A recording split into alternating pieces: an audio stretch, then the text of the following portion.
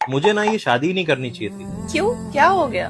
मैं सिर्फ 15,000 कमाता हूँ और सारा पैसा घर के खर्चे में चला जाता है। हाँ तो उससे शादी का क्या लेना देना?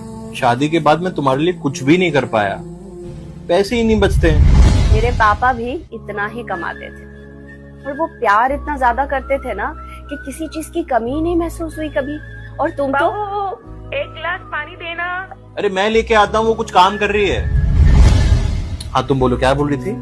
मैं ये बोल रही हूँ कि तुम मेरा इतना ख्याल रखते हो ना कि तुम कितना कमाते हो उससे फर्क ही नहीं पड़ता। बस ऐसे ही रहना, बदलना मत। मैं मम्मी को पानी दे के आता हूँ। ये गलत फहमी मत पालो कि लड़कियां सिर्फ पैसों पे मरती है।